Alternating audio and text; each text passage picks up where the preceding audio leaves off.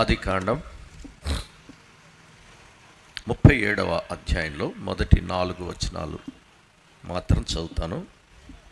నాతో కలిసి బైబిల్ గ్రంథంలో అందరు గమనించాలని మనవి చేస్తున్నాను. ఆదికాండం 37వ అధ్యాయం మొదటి వచనం. యాకోబు తన తండ్రి పరదేశవాసిగా ఉండిన కనాను దేశంలో నివసించెను. యాకోబు వంశావళి ఇది. యోసేపు 17 ఏండ్ల వాడై తన సహోదరులతో కూడా మందను మేపుచుండెను. అతడు చిన్నవాడై తన తండ్రి భార్యలైన బిల్హా కుమారుల యొద్దను జిల్పా కుమారుల యొద్దను ఉండెను. అప్పుడు యోసేపు వారి చెడుతనమును గుర్చిన సమాచారము వారి తండ్రి యొద్దకు తెచ్చుచుండువాడు. మరియు యోసేపు ఇశ్రాయేలు వృద్ధాప్యమందు పుట్టిన కుమారుడు గనుక తన కుమారులందరికంటే ఎక్కువగా అతని ప్రేమించి అతని కొరకు విచిత్రమైన నిలువుటంగి కుట్టించెను. అతని సహోదరులు తమ తండ్రి అతనిని తమ అందరికంటే ఎక్కువగా ప్రేమించుట చూచినప్పుడు వారు అతని మీద పగబట్టి అతని క్షేమ సమాచారమైనను అడుగలేకపోయిరి. ప్రభు సహాయం కొరకు ప్రార్థన చేద్దాం. కృపగల తండ్రి, మమ్మల్ని ప్రేమిస్తూనే ఉన్నారు. మీ కుమారుడు మా రక్షకుడైన యేసుక్రీస్తు వారిని రక్త మాంసముల దేహములో పాలివానుగా చేసి మా పాప దోషముల నివారణ కొరకు ప్రాయశ్చిత్తమై ఉండుటకు ఆయనను కల్వరిలో బలి అర్పణ చేశారు. ఆ ప్రియుని రక్తము వలన మా పాపములకు మా అపరాధములకు క్షమాపణ కలుగు చేసి మమ్ములను మీకు ప్రియులైన ప్రజలుగా పరిశుద్ధ జనముగా కుమారులు కుమార్తెలుగా స్వీకరించిన మీ ప్రేమకై స్తోత్రం చెల్లిస్తున్నాం. మరొకసారి మీ కృపా సింహాసనం వద్దకు వస్తున్నాం. సంయోజిత సహాయం కొరకు మీ వైపే చూస్తున్నాం. నిష్ప్రయోజక దాసుడునైన నన్ను మరుగు చేయండి. నా మాటలలో జీవము లేదు, ఒప్పుకొనుచున్నాను. మరొకసారి మీరు మాతో మాట్లాడి మీ పిల్లలమైన మాకు ఆత్మీయ క్షేమము కలుగు చేయమని క్రీస్తు యేసు అమూల్య నామమున స్తోత్రము చేస్తూ ప్రార్థిస్తున్నాము తండ్రి, ఆమేన్.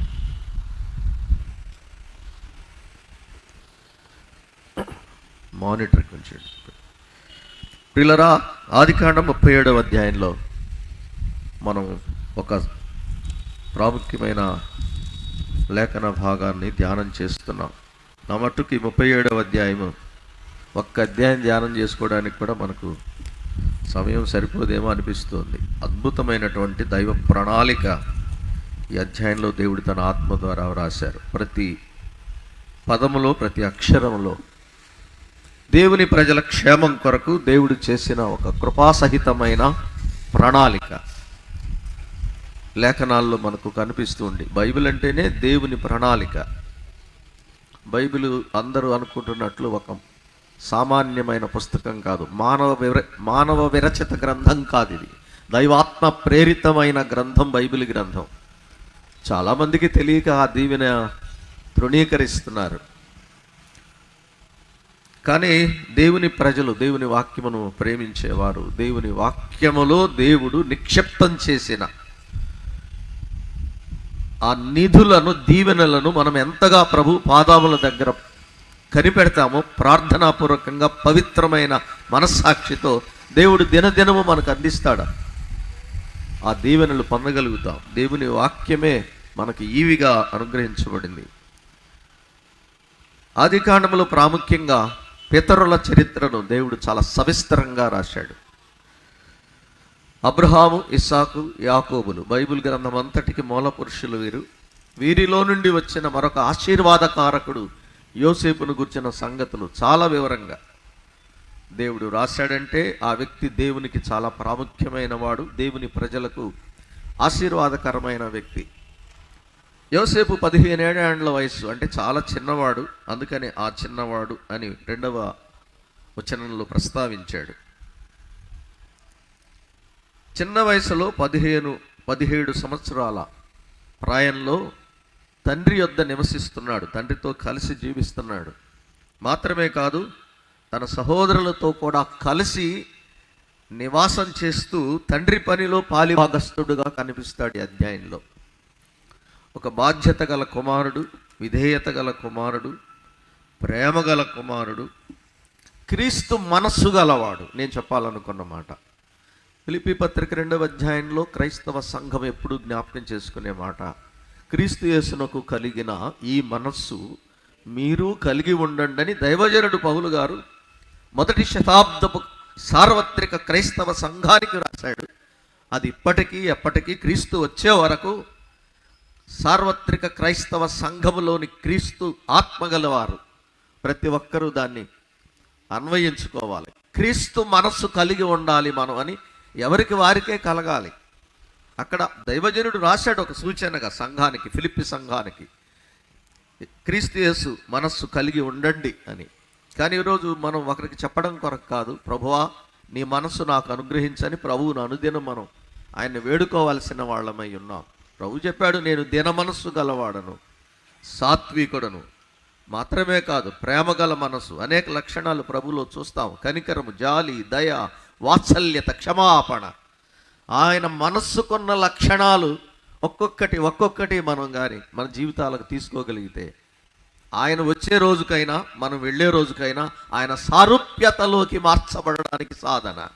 వాక్యాలు కంఠోపాఠం చేసినంత మాత్రం చేత కాదు, బాప్తిసాలు పొంది చర్చికి హాజరైనంత మాత్రాన ఆయన దివ్య సారూప్యతను మనము సంతరించుకోలేం.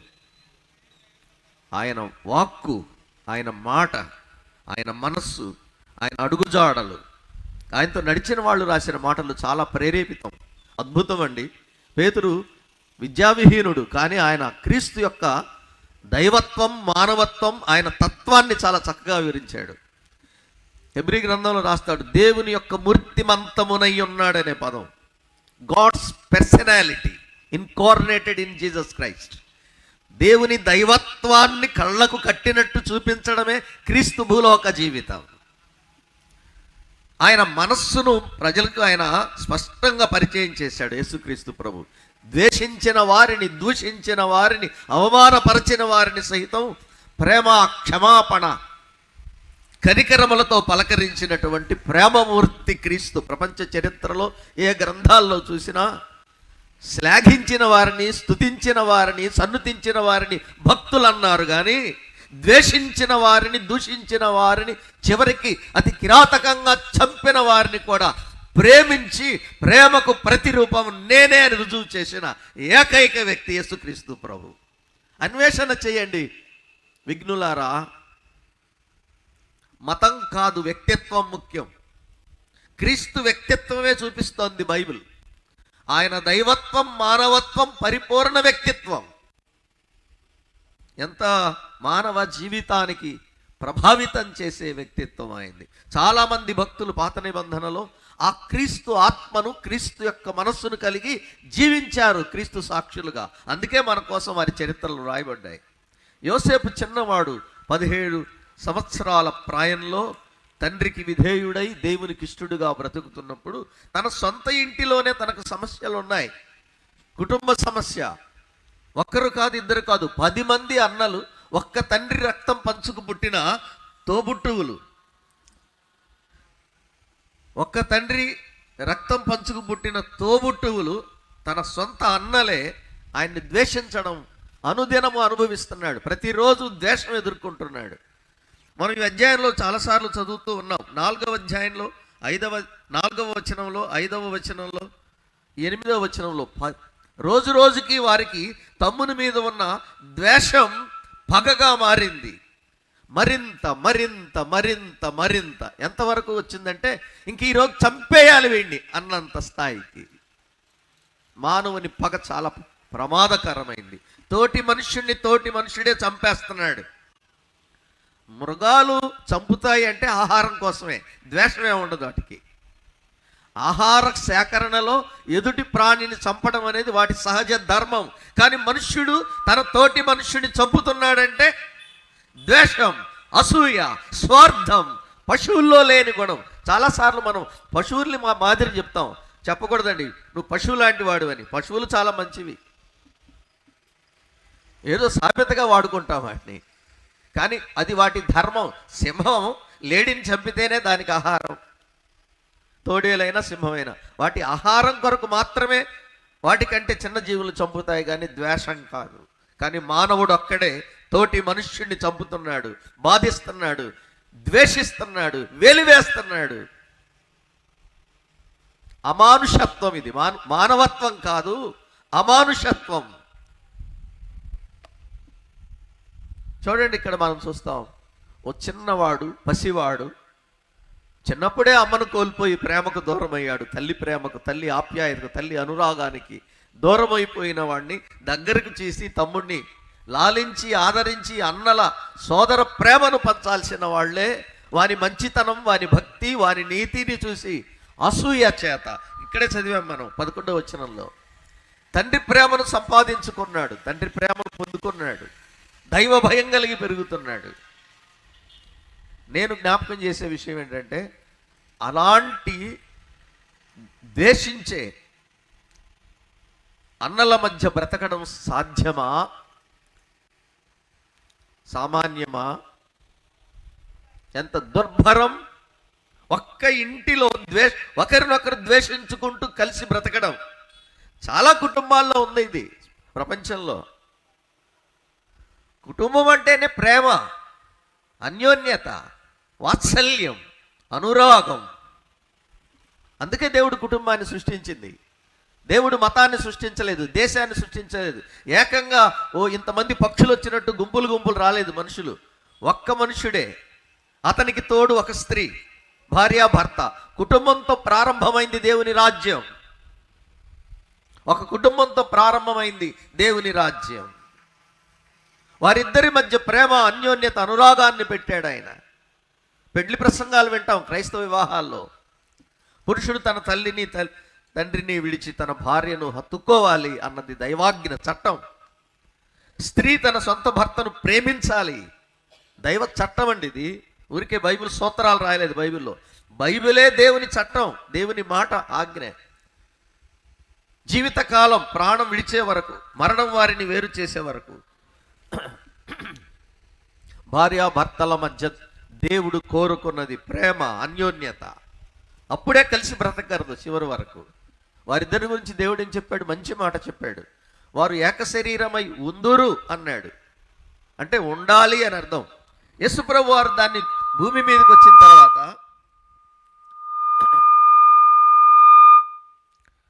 మత్తయి సువార్త 19వ అధ్యాయంలో ప్రభు కుటుంబ వ్యవస్థను ఆయన ధృవీకరించాడు. చాలా అద్భుతమైన సందర్భం అది. మత్తయి సువార్త శిష్యులు ఓ చిన్న ప్రశ్న అడిగారు, అక్కడున్న శాస్త్రులు, పరిసయ్యులు, మతాధికారులు. అందుకు ప్రభు ఒక మాట చెప్పాడు. 6వ వచనం 19వ అధ్యాయం మత్తయి సువార్త 19:6లో, కాబట్టి వారు ఇకను ఇద్దరు కాదు ఏక శరీరమై ఉన్నారు అన్నాడు. ఉందురు కాదు, ఉండాలి కాదు. ఉండవలను అనేది దేవుడు మొదటి కుటుంబానికి ఇచ్చిన ఆజ్ఞ. ప్రభు వచ్చేమన్నాడు? ఆల్రెడీ దేవుడు వారిని ఏక శరీరంగా చేశాడు. వారిని మనుష్యులు వేరు చేయకూడదు అంటే మానవ ఆచారాలు, మానవ పద్ధతులు, మానవ చట్టాలు దేవుడు ఏకం చేసిన ఒక్క శరీరంగా బ్రతకాల్సిన కుటుంబాన్ని విచ్ఛిన్నం చేయకూడదనేది దైవ చట్టం. మరి విడిపోతున్నారు కదండి అంటే దైవ చట్టం ఉల్లంఘించిన తర్వాత వచ్చేది అదే కదా, ఫలితం అదే కదా. దైవ చట్టానికి విధేయులైతే ఒకరినొకరు క్షమించుకుంటారు, ఒకరిని ఒకరు సహించుకుంటారు, సరిచేసుకుంటారు, సరిదిద్దుకుంటారు, సవరించుకుంటారు, సర్దుబాటు చేసుకుంటారు. అడ్జస్ట్మెంట్ అంటాం కదండి. ఈ మధ్య ఏమంటారు తెలుసా? నేను ఎవరితో అడ్జస్ట్ అవను, నా లైఫ్ నా ఇష్టం అంటుంది భార్య, నా ఇష్టం నా లైఫ్ నా ఇష్టం అంటాడు భర్త. ఇంకెలా? దేవుడు కోరుకుంది అది కాదు కదా, దేవుని ఉద్దేశం అది కాదు కదా. ఇద్దరిని రెండు వేరు వేరు మట్టి బొమ్మల్ని చేయొచ్చుగా ఆయన. ఆదామును మట్టితో చేసినవాడు హవ్వను మట్టితో ఎందుకు చేయలేదు? చేత కాదా? ఒక్క మనుషుడినే మట్టితో చేయగలడా? దేవునికి సమస్తము సాధ్యము అబ్రహాం ఇంటికి వచ్చి చెప్పాడు. కానీ వారిద్దరిని వేరు వేరు వ్యక్తులుగా చేస్తే కలిసి బ్రతకలేరు. ఒక్క ప్రేమ, ఒక్క వాత్సల్యత, ఒక్క అనురాగాన్ని వాళ్ళు జీవితాంతం పంచుకోలేరని ఆదామును ఒక్క మనిషినే రెండు భాగాలు చేసి అతని ఎముక అతమాంసం తీసి అతనిలో నుండే అతనికి అవసరమైన వ్యక్తి. ఇది దేవుని జ్ఞానం, సృష్టికర్త జ్ఞానం. ఆదాము మెళుకు వచ్చిన వెంటనే దేవుని మనస్సుతో మాట్లాడాడు. ఇది నా శరీరములో నుండి వచ్చిన భాగం, నా ఎముక, నా మాంసం, ఇది నా సొంతం అన్నాడు. My own, bone of my bones, flesh of my flesh, this is my own part of my body.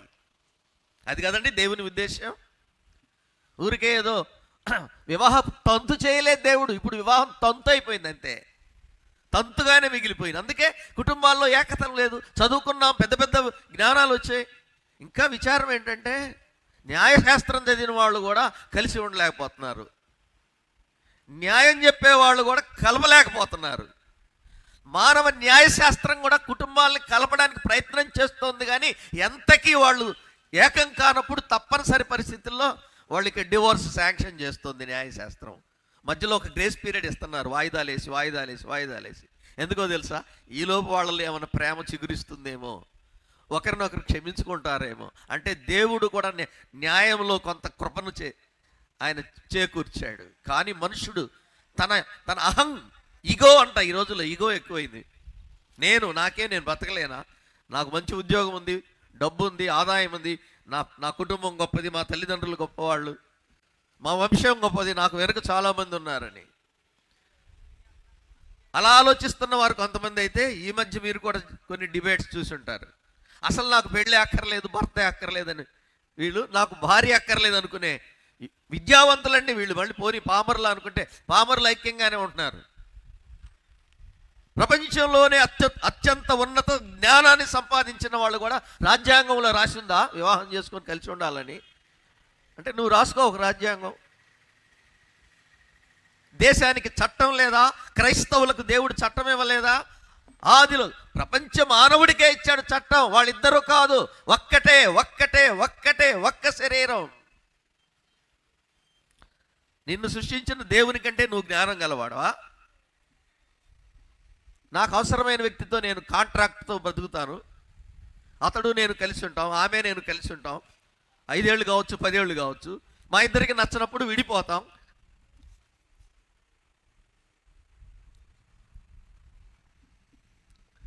రిలేషన్షిప్లో ఉన్నాం మేము. పిల్లలు పుడితే చెరొకళ్ళు పంచుకుంటాం, ఎవరి జీతం వాళ్ళకు ఉంది. ఇదేనా దేవుడు సృష్టికర్త ఉద్దేశం? అపవాది జ్ఞానం, సాతాను జ్ఞానం. దేవుడి కంటే గొప్పవాళ్ళు మీరు, దేవుని కంటే గొప్పవాళ్ళు అయిపోతారు. నా మాట వినండి, దేవుని మాటకు అవిధేయులుగా మార్చి అపవాది మాటకు ఎప్పుడైతే లోబరిచాడో అప్పుడే కుటుంబంలో ప్రేమ, అన్యోన్యత, ఒకరినొకరు ప్రేమించుకోవటం, గౌరవించుకోవటం విచ్ఛిన్నమైంది. అక్కడే దేవుని మాట దైవ చట్టం, అపవాది మాట సాతాను చట్టం. ఇదే 19వ అధ్యాయంలో యేసుప్రభు వారు చాలా అద్భుతమైన చట్టం చెప్పాడు. మనం చదివిన వచనంలోనే, వారిద్దరూ కాదు ఏక శరీరమై ఉన్నారు కనుక దేవుడు జతపరిచిన వారిని మనుష్యుడు వేరు చేయకూడదు. కలిసి బ్రతకలేకపోతున్నాం. ఎందుకు? ఆయన మనస్సు లేదు, ఆయన ఆత్మ లేదు. క్రీస్తు మనస్సు అంటే క్రీస్తు ప్రేమ కలిగి ఉండడం. ప్రేమ సహించును, దీర్ఘకాలం సహించును, ప్రేమ ఓర్చుకొనును, క్షమించును, అపకారం మనసులో పెట్టుకోదు. క్రీస్తు ప్రేమ లక్షణాలు కొరింథీ మొదటి పత్రిక 13వ అధ్యాయంలో రాశాడు. చాలాసార్లు ప్రేమ గురించి ప్రసంగం చేయమంటే దానికోసం చాలా రిఫరెన్సులు పోగు చేసి పెడతాం. ఎక్కడి నుంచి ఎక్కడ దొరుకుతుంది ఈ క్షమించే ప్రేమ, సహించే ప్రేమ, సరిదిద్దుకునే ప్రేమ, సర్దుబాటు చేయగలిగిన ప్రేమ? క్రీస్తు ప్రేమ మన హృదయాల్లో నింపబడితే తప్ప అది సాధ్యం కాదు. అందుకోసం ఎప్పుడు ఆయన పాదాల దగ్గరికి ఇద్దరు కలిసి ఉండాలి, ఇద్దరు కలిసి ప్రార్థన చేయాలి. భార్య భర్తలు ఎవరి ప్రార్థన వాళ్ళే చేసుకుంటున్నారు, ఎవరి బైబిల్ వారే చదువుకుంటున్నారు, ఎవరి గదిలో వారే ఉంటున్నారు, ఎవరి కంప్యూటర్ వారిదే, ఎవరి ల్యాప్టాప్ వారిదే, ఎవరి సెల్ ఫోన్ వారిదే, ఎవరి బెడ్రూమ్ వారిదే.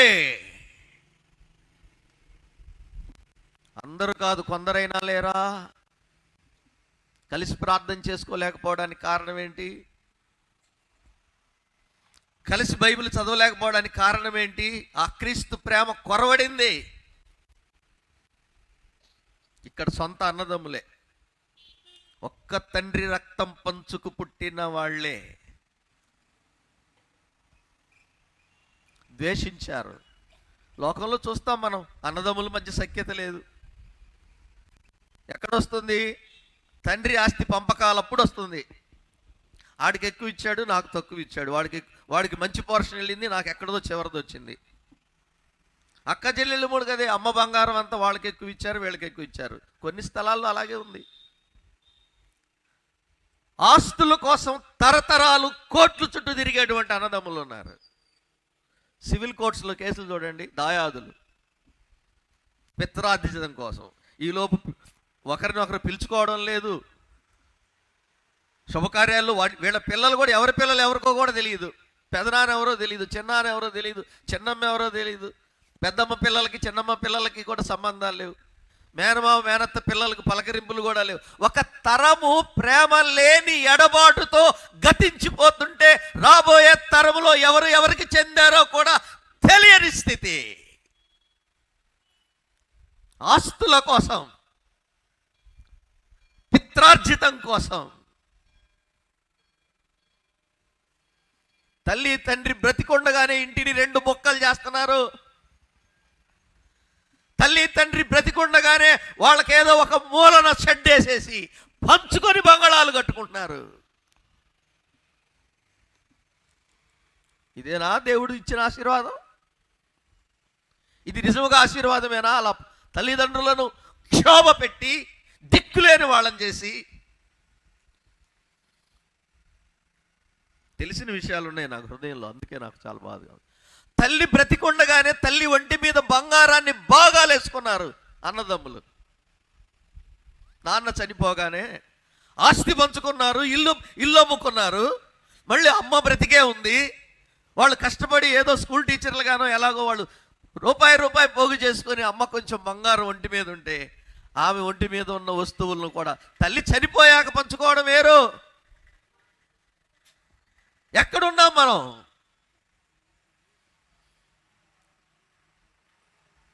తల్లి కంటే నీకు బంగారం విలువ ఎక్కువైందా? నవమాసాలు మోసి పొత్తిళ్లలో పెంచి నీ దుర్గంధాన్ని భరించి నిన్నింతటి వాడిని ఇంతటి దాన్ని చేసి రక్త మాంసాలు ఉడికిపోయేదాకా నీకోసమేగా బతికింది. తన అవసరాలు మానుకొని నీకు మంచి బట్టలు కొనింది అమ్మ, నా కూతురు ఘనంగా ఉండాలని. ఒక్క షర్టుతో ఒక్క ప్యాంటుతో గడుపుతాడు నాన్న. నా కుమారుడు కాలేజీకి యూనివర్సిటీకి ఆఫీస్కి వెళ్తున్నాడు, ఖరీదైన బట్టలు ఇవ్వమని వెళ్ళి అడుగుతాడు. నా కుమారుడు బాగా హుందాగా కనబడాలని. ఆయన వేసుకునేది మాత్రం 100 రూపాయల షర్టే. తెలీదా? ఎన్ని కోట్లు పోస్తే కొంటావు నాన్నని, నాన్న ప్రేమని? ఎన్ని మడుగుల బంగారం ఇస్తే మళ్ళీ అమ్మొచ్చుద్ది నీకు?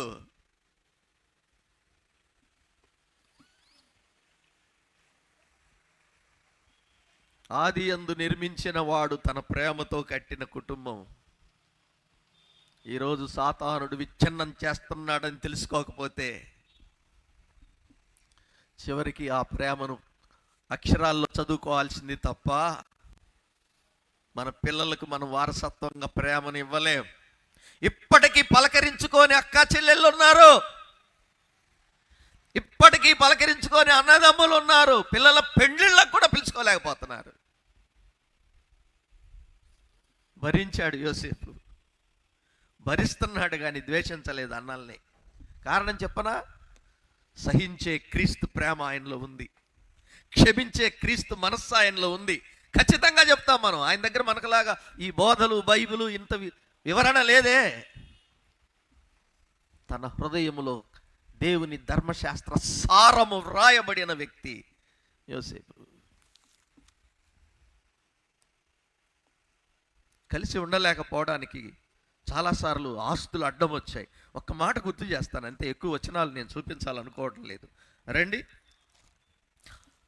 ఆదికాండం 13వ అధ్యాయం 6వ వచనం చదువుతాను. వారు కలిసి నివసించుటకు ఆ ప్రదేశము చాలకపోయెను, ఎందుకనగా వారి ఆస్తి వారు కలిసి నివసింపలేనంత విస్తారమై ఉండేను. వీళ్ళు బంధువులండి, రక్త సంబంధులు.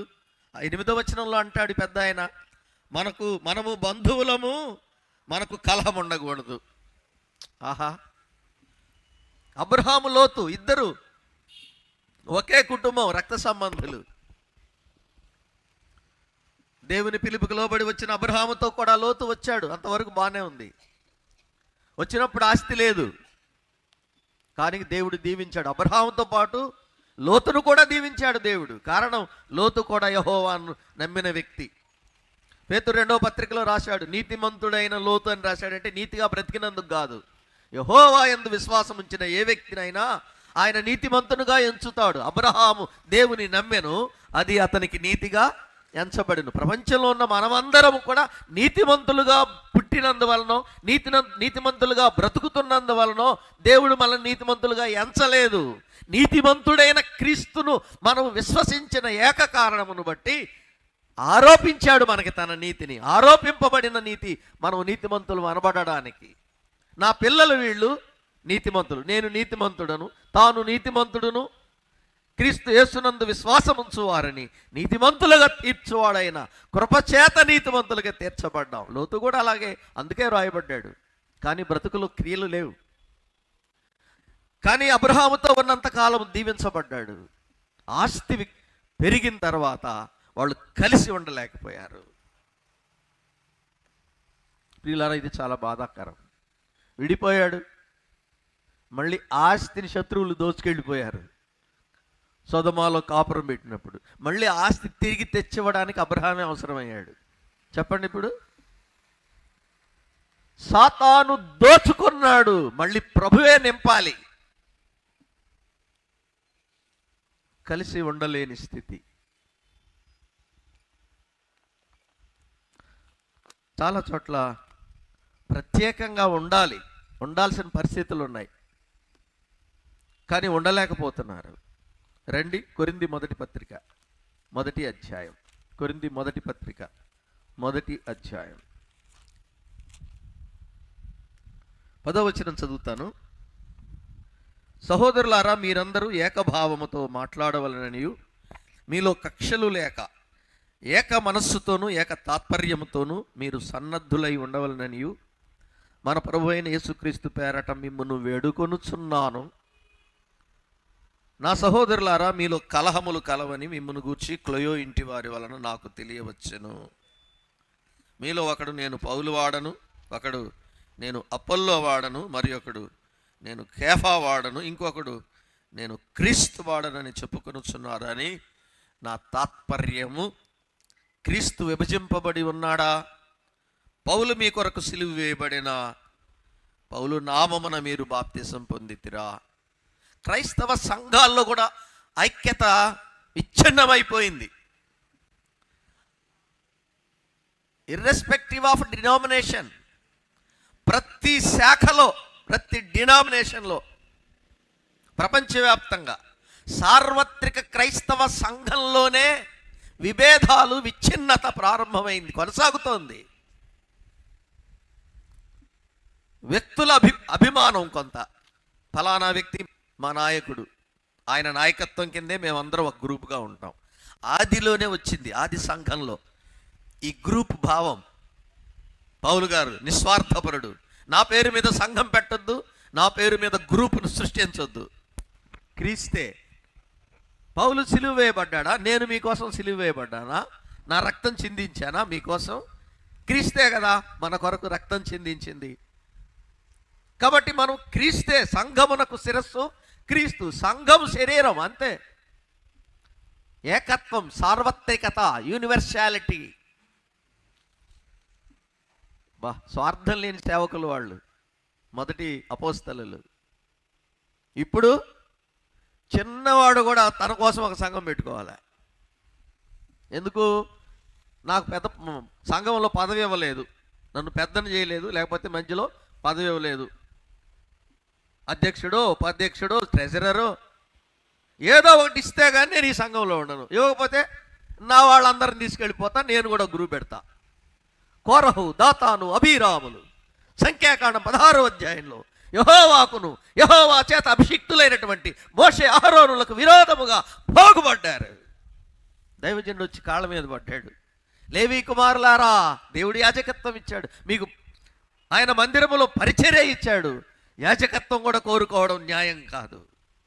రండి, యెహోవా సన్నిధికి రండి, తన వాడెవడో పరిశుద్ధుడెవడో ఆయనే బయలుపరుస్తాడు. అంటే మేము రాం, సంఘములో ప్రతివాడు పరిశుద్ధుడే. ఆ 16వ అధ్యాయంలో ఉంది, కోరహు అతని సంఘము అని రాశాడు.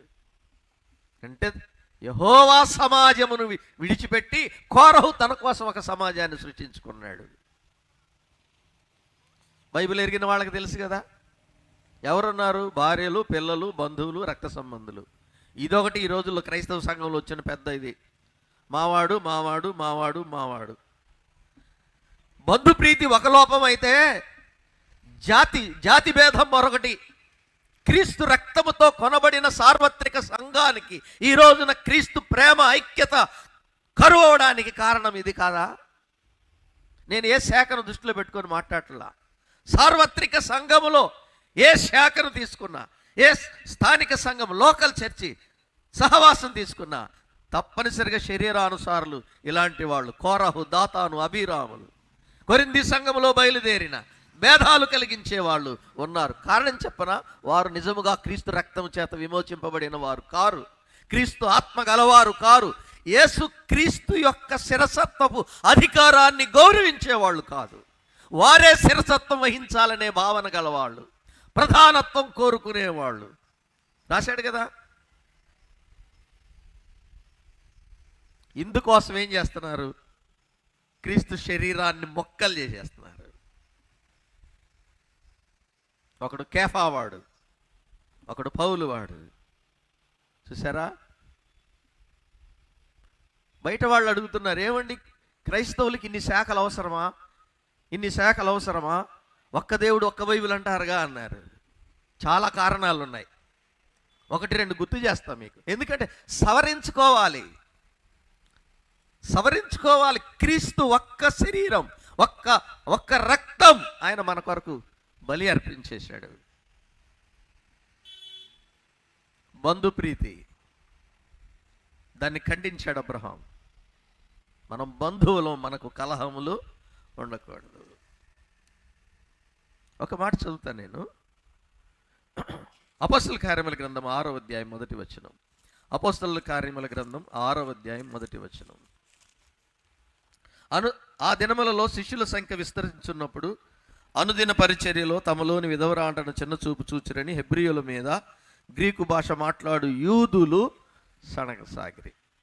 చాలా పెద్ద ఆది సంఘం, ఒకటే సంఘం అప్పుడు యెరూషలేములో, ఇంకా ఇతర ప్రాంతాలకు విస్తరించలేదు. కానీ మొదటి సంఘంలోనే ప్రారంభమైంది. యూదులు, యూదేతరులు, హెబ్రీ భాష మాట్లాడేవాళ్ళు, గ్రీకు భాష మాట్లాడేవాళ్ళు. భాషాభేదం, జాతి భేదం, ప్రాంతీయ భేదం. చూసారా? ఇప్పుడు మరీ ఎక్కువైపోయింది. విచారంతో మాట చెప్పనా, తెలుగు భాష మాట్లాడే వాళ్ళందరూ తెలుగే కదండి. భాషా ప్రయుక్త రాష్ట్రాలు రాజ్యాంగం ప్రకారం ఒకప్పుడు ఏర్పడ్డాయి. ఇప్పుడు ప్రాంతమును బట్టి విడిపోయారు. భాష ఒక్కటే, తెలంగాణ, ఆంధ్ర. అంత మాత్రం చేత భాష ఏమన్నా మారిందా? రాజ్యాంగపరంగా వాళ్ళకున్నటువంటి పారామీటర్స్ ప్రకారం వేరు చేశారు. ఓకే, మంచిదే, అనివార్యం. అది అభివృద్ధి కోసం. చిన్న రాష్ట్రాలు, చిన్న మండలాలు, ఇవన్నీ రాజ్యాంగపరంగా క్షేమమే. కానీ ఇప్పుడు ఏమార్పడ్డాయి? నువ్వు ఆంధ్ర వాడివి, నేను తెలంగాణ వాడిని, నువ్వు తెలంగాణ వాడివి, నేను ఆంధ్ర వాడిని. విశ్వాసులు సహితము సంఘాలు కూడా అలా విడిపోయాయి. భాష ఒకటే, ఒకే బైబిల్, ఒకే క్రమం, ఒకే ఆరాధన. ప్రాంతం, భూమిని బట్టి విడిపోయింది సంఘం. సేవకులు కూడా విడిపోయారు ప్రాంతాలను బట్టి. నిజం కాదా? ఇది చరిత్ర సత్యం కాదా? అక్షర సత్యం కాదా? ఎందుకు మన హృదయాల్లో ఒక బోర్డర్ను బేస్ చేసుకొని ప్రపంచం మొత్తం, భూమి మీద ఉన్న మనుషులందరూ ఒకే రక్తం, ఒకే శరీరం, ఒక్క శిరసత్వం, క్రీస్తు ఒకే శిరసత్వం కలిగిన వారి కింద శరీరముగా ఉన్నామని ఆయన అనేక చోట్ల చెప్పాడు. ఇంత వాక్యం చెప్తాం, క్రైస్తవుల సహోదరుల ఐక్యత కలిగి నివసించడం ఎంత మేలు, ఎంత మనోహరం. అబ్బా, ఏ పాస్టర్ అన్నా చెప్పమానండి. 133వ కీర్తన అద్భుతంగా మాధుర్యంగా వర్ణించేస్తాం. అబ్బా, ఈయన హృదయంలో ఎంత ఐక్యత ఉందండి అని. స్టేజీ దిగిన తర్వాత నేను విమర్శించడం లేదు, ఆత్మశోధన చేసుకోవాల్సిన రోజుల్లో మనం ఉన్నామండి. ముందే చెప్పాను నేను, లోతు అబ్రహాం విడిపోవడానికి కారణం ఆస్తి. ఇక్కడ నేను ఇంకొక మాట చెప్పాలండి, దయచేసి నన్ను క్షమించండి. క్రైస్తవ సోదరులు, క్రైస్తవ నాయకులు, క్రైస్తవ బోధకులు దేవుని ఎదుట మనం అందరం ఒప్పుకోవాలి. చర్చి ఆస్తుల కోసం, చర్చి ప్రాపర్టీస్ కోసం ఎక్కడున్నారు ఇప్పుడు పాస్టర్లు? కోర్టు బోనుల్లో నిలబడుతున్నారు. వెళ్ళి చర్చిలకు తాళాలు వేసేశారు. పోలీసు పహారాలో ఆరాధన జరుగుతుంది. ఏమిది? లోక సంబంధమైన రాజకీయాలకు కూడా ఈ పరిస్థితి లేదే. క్రీస్తును మళ్ళీ మనం బోన్లో నిలబెట్టాం. పిలాతు దగ్గర ఆ రోజు యూదులు నిలబెట్టారు. ఈరోజు క్రీస్తు రక్తములో కొనబడిన ఆయన ప్రజలం, ఆయన సేవకులం, క్రీస్తు చేత అభిషిక్తులు అనబడే వాళ్ళం మళ్ళీ క్రీస్తును కోర్టుకి ఇచ్చాం. మరలా మరలా క్రీస్తును సిలువ వేస్తున్నారని హెబ్రీ గ్రంథకర్త రాశాడు. కాదా చెప్పండి? మీ బైబిల్లో లేదా? వెళ్ళి చూస్తుంటే గుండెలు బద్దలైపోతున్నాయి. మొదటి దినాల్లో దైవజనులు కన్నీళ్లు కార్చి, మిషనరీలు లాంటి వారు, గొప్ప గొప్ప దైవజనులు, నేను ఎవరి పేర్లు ప్రస్తావించను, అన్ని చోట్ల ఉన్న పరిస్థితులే ఇవి. మోకాళ్ళ మీద ప్రార్థనలు చేసి సంఘాలు కడితే, ఈ రోజున నీ స్వార్థం కోసం, నీ దుర్లాభాపేక్ష కోసం దేవుని సంఘాన్ని విడగొట్టడానికి, బద్దలు కొట్టడానికి పూనుకునే వ్యక్తులు, నేను అంటున్నాను, దేవుని తీర్పు తప్పించుకోగలరా? మిషనరీ ఆస్తులు అమ్ముకున్నారు. చర్చీలు, కాంపౌండ్లు, హాస్పిటల్స్ చాలా చోట్ల. ఇక్కడ పరిస్థితులు నాకు తెలియదు, నేను పుట్టి పెరిగిన ప్రదేశంలో ఉన్న పరిస్థితులు చెప్తున్నాను. మిషనరీలు వాళ్ళ జీవితాలు త్యాగం చేసి వేల ఎకరాలు కొని చర్చిలు, స్కూల్స్, హాస్పిటల్స్, బోర్డింగ్స్ కడితే తర్వాత ఇప్పుడు వచ్చిన మేము క్రీస్తు వారసులు అని చెప్పుకునేవాళ్ళు ఆస్తులు అమ్ముకొని బంగళాలు కట్టారు, కార్లు కొన్నారు, బిడ్డలకు బంగారం పెట్టుకున్నారు, మంచి అల్లుళ్లను కొనుక్కున్నారు ఎదురు డబ్బిచ్చి. ఇవంతా ఆశీర్వాదం అనుకుంటున్నారా? చర్చి ఆస్తులు అమ్మి మీకు, మీ పిల్లలకు మీరు సమకూర్చుకునే ఈ వసతులన్నీ ఆశీర్వాదం అనుకుంటున్నారా? రక్తం ఇచ్చిన వాడు లెక్క చూసుకుంటాడు. మెనే మెనే టెకెల్ ఫార్సిన్.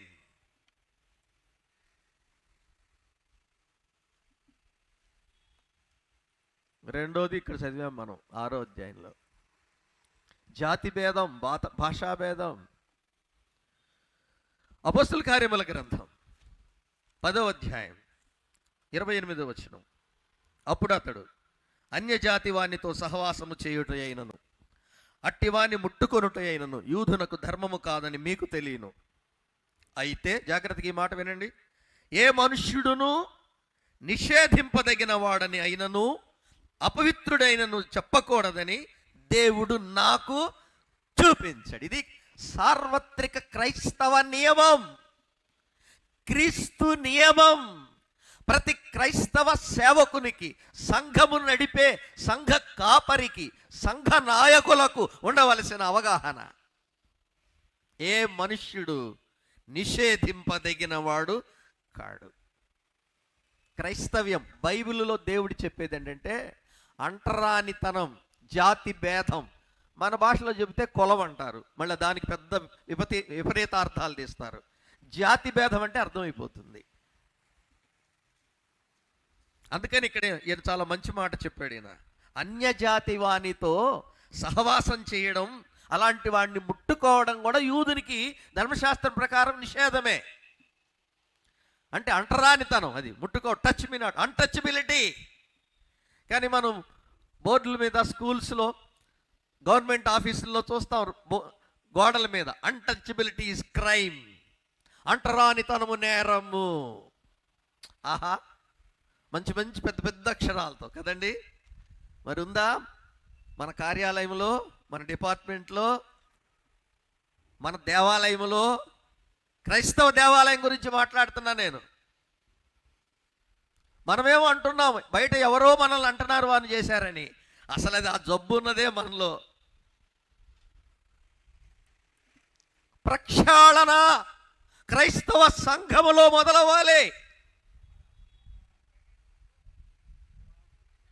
నేను ఈ మాట అంటానండి, నిజముగా ఏ వ్యక్తి అయినా యేసు ప్రభు రక్తములో కడుగబడితే పాపముతో పాటు జాతి భేదం కూడా పూర్తిగా కడగబడాలి. ఇంకా ఎవడైనా, వాడెంత పెద్ద సేవకుడైనా, మంచి వక్త అయినా, వాడి గుండెల్లో క్రీస్తు రక్తములో కడుగబడిన మరొక వ్యక్తిని జాతి భేదంతో వివక్షతతో చూసేవాడైతే అసలు వాడు క్రీస్తు రక్తంలో కడగబడిన వాడే కాదు. అలాంటి వాడు పరలోకం చేరతాడో లేదో నాకు నమ్మకం లేదు. నాకు తెలుసు చాలామంది నాతో కలిసి సేవలో ముందుకు వస్తున్న వాళ్ళు. ఎందుకుంది ఇంకా మీ హృదయాల్లో ఈ విశ్వం, ఈ ద్వేషం? సొంత ఒక్క తండ్రి రక్తం పంచుకు పుట్టిన వాళ్ళు ఈ బుద్ధి గలవాడిని, నీతిమంతుడైన తమ్ముణ్ణి ద్వేషిస్తున్నాడు. ఇవాళ ఒకే క్రీస్తు రక్తంలో, క్రీస్తు ప్రజలం, క్రీస్తు కుటుంబం, పరలోకమందున్న మా తండ్రినేగా ప్రతి చర్చిలో ప్రార్థన చేసేది. ఏ తండ్రికి? ఒక్క తండ్రికే. మరి అదే చర్చిలో పరలోకమందున్న మా తండ్రి, నీ నామం పవిత్రపరచబడునుగాక, hallowed be thy name, thy kingdom come, thy will be done on earth, pardon our sins as I pardon my brother's sins. నా సహోదరుని, నా పొరుగువాని పాపములు నేను క్షమించాను, నీవు నా పాపములు క్షమించాలనడానికి అర్హత ఉందా? క్షమించడం లేదే, సహించడం లేదే. ప్రేమించకపోతే ప్రేమించకపోయావు, ద్వేషిస్తున్నావే. ఎలా చేస్తావు ఈ ప్రార్థన? ఆ ప్రార్థన నేర్పిన ఆ మహామహుని మనస్సుని నీ గుండెల్లో, నా గుండెల్లో లేకుండా ఆయన మాటలు వల్లించడానికి మనకు యోగ్యత ఉందా?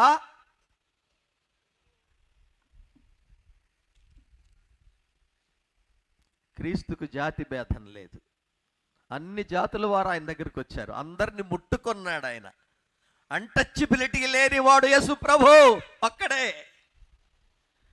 ఇప్పుడు మహామహా పుణ్యాత్ములు వాళ్ళ భక్తులను కూడా తాకనివ్వట్లేదు.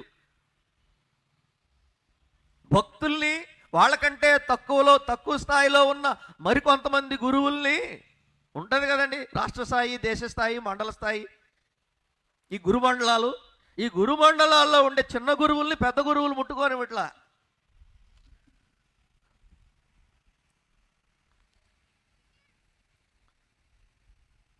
క్రైస్తవ్యంలోనే ఉంది ఇది, జాగ్రత్త. బయట వారిని విమర్శించే అర్హత మనకు లేదు.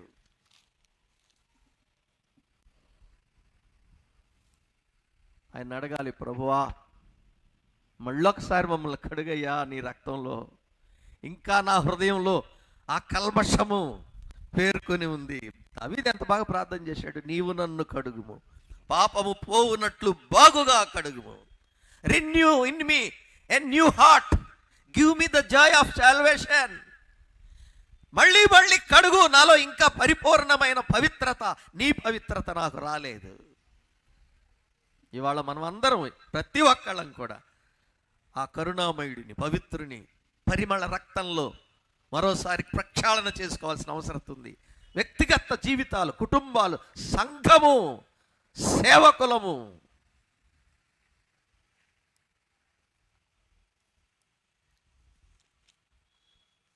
పేతురు ద్వారా బయలుపరిచాడు, ఏ మనుష్యుడు నిషేధించకూడదు, అపవిత్రుడని ఎంచవద్దు. నాకు చాలా నన్ను ప్రోత్సహించిన మాట ఇది. దేవుడు నాకు చూపించాడు 34వ వచనంలో. అక్కడే ఈయన మరో మాట చెప్పాడు. యేసు ప్రభు యొక్క ఉద్దేశం, ఆయన తత్వం చెప్పాడు. దేవుడు పక్షపాతి కాడని నిజముగా గ్రహించి ఉన్నాను. ప్రతి జనములో, ఈ మాట తీసుకోండి, ప్రతి జనములో, దేశం ఏదైనా, భాష ఏదైనా, ప్రాంతం ఏదైనా, ప్రతి జనములో తనకు భయపడి నీతిగా నడుచుకుని వారందరినీ ఆయన అంగీకరిస్తాడు. యేసుక్రీస్తు అందరికీ ప్రభు. ఇదండి సార్వత్రికత. దేవుడికి పక్షపాతం లేదండి, దేవుడి సేవకులకు ఉంది పక్షపాతం. దేవుడికి పక్షపాతం లేదండి, దేవుని ప్రజలమని చెప్పుకునే మనలో ఉంది పక్షపాతం. ఎలా చెప్పండి మరి ఇప్పుడు ఆయన దగ్గరికి వెళ్ళేది? రండి, ఎఫెసీ పత్రిక 2వ అధ్యాయం. ఎఫెసీ పత్రిక 2వ అధ్యాయం 14 నుంచి ఒక భాగం పూర్తిగా చదువుతాను. కొంచెం ఓపికగా బైబిల్లో చేతిలో ఉన్న వాళ్ళు చూడండి. 13 నుంచి, అయినను మునుపు దూరస్తులైన మీరు ఇప్పుడు క్రీస్తు యేసునందు క్రీస్తు రక్తము వలన, ఆ మాట గమనించండి, క్రీస్తు రక్తము వలన సమీపస్తులై ఉన్నారు. ఆయన మన సమాధానమై ఉండి మీకును మాకును. ఈ పౌలు గారు అన్యజనులుగా ఉండి క్రీస్తుని నమ్మిన ప్రజలతో మాట్లాడుతూ ఈ మాట రాశాడు. ఒకప్పుడు అన్యజనులుగా ఉన్నారు, క్రీస్తుని ఎరగని వారుగా ఉన్నారు. క్రీస్తు శిలువ బలి ద్వారా తమకు పాపక్షమాపణ ఉన్నదని గుర్తించి నమ్మిన ఎఫెసీ విశ్వాసులతో ఇప్పుడు మళ్ళీ ఈ పత్రికలో ఆయన జ్ఞాపకం చేస్తున్నాడు. చాలా ప్రాముఖ్యమైన అంశం చెప్పాడు ఆయన. ఆయన మన సమాధానమై ఉండి మీకు మాకు ఉండిన ద్వేషము, క్రీస్తు రక్తంలో కడగబడిన మొదటి శతాబ్దపు విశ్వాసుల్లో కూడా ఈ ద్వేషము, జాతి భేదం ఉన్నది గుర్తించి రాశాడు ఆయన. దానికి పరిహారం రాశాడు. చూడండి, ద్వేషమును అనగా విధిరూపకమైన ఆజ్ఞలగల ధర్మశాస్త్రమును తన శరీరమందు కొట్టివేశాడు, మధ్య ఉన్న గోడ పడగొట్టాడు, మన ఉభయులను ఏకము చేశాడు. ఇప్పుడు అర్థమైందండి. క్రైస్తవ సంఘాల్లో కూడా కొన్ని చర్చిలు అక్కడక్కడ చూశాను, ఫలానా క్యాస్ట్ వారికి ఒక చర్చి, ఇంకో క్యాస్ట్ వారికి ఇంకో చర్చి. ఇంకేంటో చెప్పాలి మరి. అంత ఇంక వాళ్ళ క్యాస్ట్లో నుంచి యేసు ప్రభువును, అంటే కన్వర్టెడ్ క్రిస్టియన్స్ ఉన్నాయి భారతదేశంలో. ఒక సంఘంలో ఉన్న వాళ్ళు కలవలేకపోతున్నారని ఒకవైపున బాధపడుతుంటే అసలు ఏకంగా వాళ్ళే చర్చిలు కట్టేసుకున్నారు. నిమ్మన జాతిలో నుండి రక్షించబడిన వాడు ఎవడు వాళ్ళతో పాటు వాళ్ళ చర్చిలో అడుగు పెట్టకూడదు, ప్రభు బల్లలో పాత్రలో పాల్గొనకూడదు. మళ్ళీ అది అంటూ యేసు ప్రభు సంతోషపడుతున్నాడు అనుకుంటున్నారా? అందుకనే పౌలు భక్తుడు 16వ వచనం చూస్తే, తన శిలువ వలన ఆ ద్వేషమును సంహరించాడు, దాని ద్వారా, శిలువ ద్వారా వీరిద్దరిని ఏకం చేశాడు, దేవునితో సమాధానపరిచాడు. 18వ వచనం, ఆయన ద్వారానే మనము ఉభయులము, యూదులైనను అన్యులైనను ఒక్క ఆత్మయందు తండ్రి సన్నిధికి చేరాము అన్నాడు. ఆయన ఎంతో ప్రయాసపడ్డాడు. ఆ మొదటి దినాల్లో వచ్చిన ఈ జాతి భేదం, భాషా భేదం, ప్రాంతీయ భేదం, నాయకత్వపు వాంఛలు అన్ని సరిచేసుకుంటూ వచ్చాడు మహానుభావుడు. ఎందుకంటే క్రీస్తు ఏకత్వాన్ని, క్రీస్తు శరీరం యొక్క ఏకత్వాన్ని కాపాడడం కోసమే ఆయన రాసిన పత్రికలన్నీ. సహోదరులు, ఫిలిప్పి సంఘంలో 2 సహోదరులకి ఏక మనసు లేదు, యువదేవుసుంటికి కదండి. బతిమలాడుకుంటున్నాను, నా కుమార్తెలారా మీ పేర్లు జీవగ్రంథంలో ఉన్నాయి, నేను మళ్ళీ అన్ని వచనాలు చదివిస్తే మీకు తెలిసిందే చెప్పినట్టు ఉంటుంది. అంతటి మహా గొప్ప దైవజనుడు, 2 కుమార్తెలు సంఘములో. ఏదో చిన్న చిన్న మనస్పర్ధలు వస్తాయి, రాకుండా ఎలా ఉంటాయి? క్రీస్తుని బట్టి ఏక మనస్కులై ఉండండి, సమాధానపడండి, మీరేం సామాన్యులు కాదు, మీ పేర్లు ఆల్రెడీ పరలోక రాజ్యంలో జీవగ్రంథంలో వ్రాయబడిన దేవుని కుమార్తెలు గుర్తు చేశాడు. సహోదరుల మధ్య కూడా ఆయన ఎంతసేపటికి చక్క చేయడానికే ప్రయత్నం చేశాడు. క్రీస్తు తన శిలువ మరణము చేత సంధి కుదిర్చాడు. సంఘం అంటే ఎవరండి? ప్రకటన గ్రంథం 5వ అధ్యాయం 10వ వచనం. ప్రకటన గ్రంథం 5వ అధ్యాయం 10వ వచనం.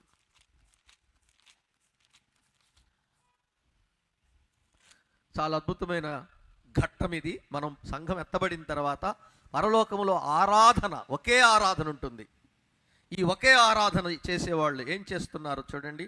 ఆ పెద్దలు, నీవు ఆ గ్రంథమును తీసుకొని దాని ముద్రలను విప్పుటకు యోగ్యుడవు, నీవు వధింపబడిన వాడవై నీ రక్తమిచ్చి ప్రతి వంశములోను, గమనించండి ఈ మాట, ప్రతి వంశములోను, ఆయా భాషలు మాట్లాడు వారిలోను, ప్రతి ప్రజలోను, ప్రతి జనములోను దేవుని కొరకు మమ్మును కొంటివి. మూల భాష అది. మనుష్యులను కొని తెలుగు తర్జుమా వచ్చింది. మమ్మును కొని, మా దేవునికి మమ్మును ఒక రాజ్యముగా, యాజకులుగా చేసితివి. ఎక్కడెక్కడి నుంచి వచ్చారండి పరలోకానికి వచ్చిన ఈ సార్వత్రిక సంఘం? ప్రతి వంశములో నుండి. ఇంకా వంశం ఎక్కడుంది? వంశం చెప్పుకోవడానికి లేదు, ఇంటి పేరు, జాతి పేరు. ప్రతి వంశములో నుండి, ఆయా భాషలు మళ్ళీ భాషా ప్రయుక్తంగా క్రైస్తవ్యంలో విభేదం రావడానికి వీల్లేదు. ప్రతి ప్రజలో, ప్రతి జనములో. ఆహా, ఉందా ప్రపంచంలో ఇలాంటి ఏకత్వం చేసినటువంటి మహానుభావుడు? ఆయన రక్తం, ఆయన మరణం, ఆయన శరీరం, ఒక్క శరీరం. కొరింథీ మొదటి పత్రిక 10వ అధ్యాయం, సంఘం 15వ వచనం. బుద్ధిమంతులతో మాట్లాడినట్లు మీతో మాట్లాడుచున్నాను. ఎంత మంచి దైవజనుడినా! సంఘములో ఇన్ని భేదాలుండి ఒకరితో ఒకరు పొసగలేక గుంపులుగా విడిపోయిన వాళ్ళతో ఆయన ఎంత చక్కగా మాట్లాడుతున్నాడు. బుద్ధిమంతులతో మాట్లాడినట్టు మాట్లాడుచున్నాను. నేను చెప్పు సంగతి మీరే ఆలోచించండి. మనము అన్నాడు, ఇప్పుడు ఆయన కూడా కలుపుకున్నాడు. మనము దీవించు ఆశీర్వచనపు పాత్రలోనిది త్రాగుట క్రీస్తు రక్తములో పాలు పుచ్చుకున్నట్టే కదా. మనము విరుచు రొట్టెలో పాలు పుచ్చుకున్నట, మనము విరుచు రొట్టె తినుట క్రీస్తు శరీరములో పాలు పుచ్చుకొనుటే కదా. మనమందరము ఆ ఒక్కటే రొట్టెలో పాలు పుచ్చుకొనుచున్నాము. రొట్టె ఒక్కటే గనుక అనేకులమైన మనము మనము మనము మనం, ఆయన భాష చూడండి, మనము ఒక శరీరమై ఉన్నాము. ఇలా మాట్లాడుతున్నానని ఏమనుకోకండి. మీ సంఘంలో ఎన్ని రొట్టెలు ఉన్నాయి? ఒకటేగా, ముక్కలు వేరుగా చేస్తాం అంతే. ఎన్ని పాత్రలు ఉన్నాయి? ఆశీర్వచనపు పాత్ర అంటే మొదట క్రీస్తు రక్తమును జ్ఞాపకం చేసుకుంటూ, కొరింథీ ప్రకాధ్యాయంలో రాశాడు, ప్రభు శరీరం అని వివేచన కలిగి పాల్గొనాలి, ప్రభు రక్తం అని వివేచనతో చేయండి అని రాశాడు 11వ అధ్యాయంలో. పాత్ర ఒకటే, కాకపోతే ప్రజలు ఎక్కువగా ఉన్నప్పుడు దాన్ని చిన్న చిన్న పాత్రలు ఒక్కో లైన్కి త్వరగా ముగించడానికి వేరు చేస్తారు తప్ప, కులానికి ఒక పాత్ర ఉండదు, జాతికి ఒక పాత్ర ఉండదు. సంఘంలో ఉందా నీ మనసులో? వాడు తాగింది నేను ఎందుకు తాగాలని, వాడు ముట్టుకున్న రొట్టె నేను ఎందుకు ముట్టుకోవాలని? అలా అయితే క్రీస్తు రక్తంలో నువ్వు కడగబడలేదు. క్రీస్తు శరీరములో నీవు భాగం కాదు, నిన్ను నీవే వేరు చేసుకున్నావు. పౌలు గారు రాసే మాటలండి. క్రీస్తు శరీరము చీల్చబడిందా? క్రీస్తు విభజింపబడ్డాడా? ఆ క్వశ్చన్ చూడండి, ఎంత బలమైన ప్రశ్న అది. మీరెందుకు క్రీస్తు శరీరాన్ని మొక్కలు చేస్తున్నారు? ఆ దైవజనుడు గుండెల్లో ఆయన చెందిన అనుభూతి. ఆ రోజు రోమీయులు, యూదులు ఒక్క శరీరాన్ని సిలువేశారు. ఆయన రక్తంలో కడుగబడ్డాం, ఆయన శరీరం అయి ఉన్నామని చెప్పుకునే మీరేమో ఆయన శరీరాన్ని మొక్కలు చేసుకొని తింటున్నారు. పౌలు గారు రాసింది అదే కదా. బాధపడాలా మన ఆరాధనలో? చిత్రవత చేయబడుతోంది క్రీస్తు శరీరం క్రైస్తవ సార్వత్రిక సంఘంలో. క్రీస్తు బాహాటముగా సిలువ వేయబడుతున్నాడు. క్రీస్తు రక్తమును కూడా పంచుకుంటున్నారు. మరోసారి క్షమాపణ అడుగుదాం ఆయన దగ్గర. అయ్యా, నా గుండెల్లో ఉన్న ఈ కల్మషాన్ని మళ్ళీ నీ రక్తం పోసి కడుగయ్యా. నా సోదరుని ద్వేషించే ద్వేషం నా హృదయంలోంచి పోయే వరకు. లోకంలో స్నేహితులు చాలా అన్యాయంగా ఉంటారండి. నాకు స్నేహితుడు ఉండేవాడు, నేను ఇంటర్మీడియట్ చదువుకునేటప్పుడు. బ్రాహ్మణ కులం, ఎంత మంచి కుటుంబం అంటే నన్ను వాళ్ళ ఇంటికి తీసుకెళ్ళేవాడు. వాళ్ళ అమ్మగారు మంచి మడి తడి కడుకొని చక్కగా ఆమె పూజలు అవి చేస్తుండేది. ఇల్లు శుద్ధిగా ఉంటుంది, పూజలు చేస్తుంది, 1 గంట వరకు పచ్చి మంచినీళ్ళు ముట్టుకోదు, చాలా శుద్ధి గలది. నేను క్రిస్టియన్ అని తెలుసు, కానీ ఇంటికి తీసుకెళ్ళి వాళ్ళ అబ్బాయితో పాటు కూర్చోబెట్టి చక్కగా భోజనం అన్నీ ఇస్తారు. వాళ్ళ శుద్ధి వాళ్ళది, వాళ్ళ భక్తి వాళ్ళది. కానీ మనిషిని మనిషిగా ప్రేమించడం మానవత్వం కదా. మా ఇంటికి వచ్చేవాడు, మా ఇంట్లో కూర్చునేవాడు, నాతో కలిసి భోంచేసేవాడు, ఇద్దరం కలిసి భోంచేసేవాళ్ళం. చూసారా, లోకంలో స్నేహితులు చాలామంది ఉన్నారు. మతాలు వేరైనా, కులాలు వేరైనా స్నేహితులు ఎంత అన్యోన్యంగా ఉంటున్నారు బయట. కానీ సంఘములోనే వచ్చింది ఇది. ఒక క్లాసులో, ఒక ఆఫీసులో వేరు మతాలు కులాలు గల వాళ్ళందరూ కలిసి పని చేసుకుంటున్నారు, ఉద్యోగం చేసుకుంటున్నారు, కలిసి కాఫీ టీలు తాగుతున్నారు. ప్రభు బల్ల, ప్రభు పాత్ర దగ్గర దేవుని పిల్లలమైన మన హృదయాల్లో ఆ మొదటి ద్వేషము సంహరింపబడలేదేమో.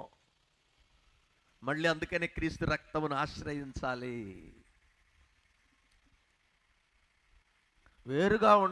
వేరుగా ఉండకూడదన్నాడు, కానీ ఉండాల్సిన పరిస్థితులు కూడా ఉన్నాయి. అదేంటండి, ఐక్యంగా ఉండమని మీరే చెప్తున్నారు, మళ్ళీ వేరుగా ఉండమని చెప్తారు ఏంటంటే బైబిల్ చెప్తుంది. మరి కరోనా వచ్చిన వాడిని ఏం చేశారండి? కోవిడ్ వచ్చిన వాళ్ళు ఇంట్లోనే మళ్ళీ కామన్ టేబుల్లో ఉన్నాడా?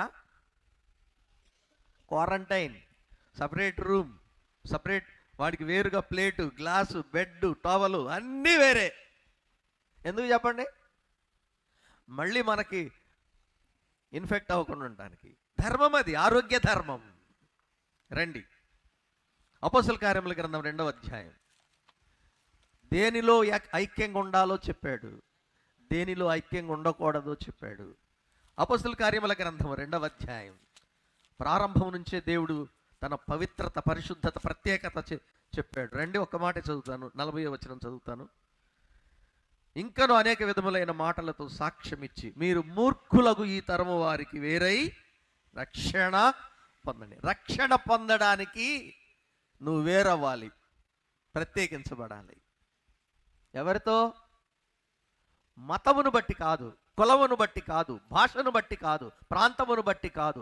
రక్షణను తృణీకరించి క్రీస్తు శిలువ ద్వారా వచ్చే రక్షణను ధిక్కరించేవారు లేక తృణీకరించే వారితో ఏకీభవించకుండా నువ్వు క్రీస్తు యొద్దకు, శిలువ యొద్దకు రావాలి. ఈ మాట ఎవరి కోసం రాయబడిందో చెప్పనా? అపోస్తల కార్యం 2:40లో ఆనాడున్న యోధా మతములో ఉన్న వాటి తోటి సహోదరులే వాళ్ళందరూ, వారందరూ అబ్రహాం వంశస్థులే. కానీ వారిలో క్రీస్తును, క్రీస్తు శిలువను, క్రీస్తు బలిని, క్రీస్తు రక్తం ద్వారా అనుగ్రహించబడే రక్షణను ద్వేషించే వాళ్ళు ఉన్నారు యూదుల్లోనే. వారిలో నుంచి వేరు చేయబడిన వాళ్ళే ఈ 3,000 మంది. అన్యులు ఎవరు లేరు అక్కడ ఆ రోజున. మొట్టమొదట రక్షింపబడిన 3,000 మంది యూదులే. వాళ్ళు కూడా ఎవరు? ప్రత్యక్షంగా క్రీస్తును సిలువ వేసిన వాళ్లే. పేతురు గారి ప్రసంగంలో చాలా స్పష్టంగా వాళ్ళని ప్రస్తావించాడు. మీరు సిలువ వేశారని మాట్లాడాడు వాళ్ళతో. మీరే కదా సిలువ వేసింది, మీరే కదా చంపేసింది. మీరు సిలువ వేసిన యేసును దేవుడు మృతుల్లో నుండి లేపాడు, దానికి మేమే సాక్షులం. ఆయనను మృతులలో నుండి లేపి క్రీస్తుగా, ప్రభువుగా ఆయన నియమించాడు. ఇప్పుడు సిలువ వేసిన మీరందరూ మళ్ళీ ఆయన దగ్గరికి రండి అన్నాడు. ఎవరైతే ఇంకా సిలువ వేయబడిన క్రీస్తు రక్షకుడు కాదు, మెస్సయ్యా కాదని ధిక్కరిస్తున్నారు, క్రీస్తు సిలువను తృణీకరించే వారిలో నుండి మీరు వేరవ్వండి.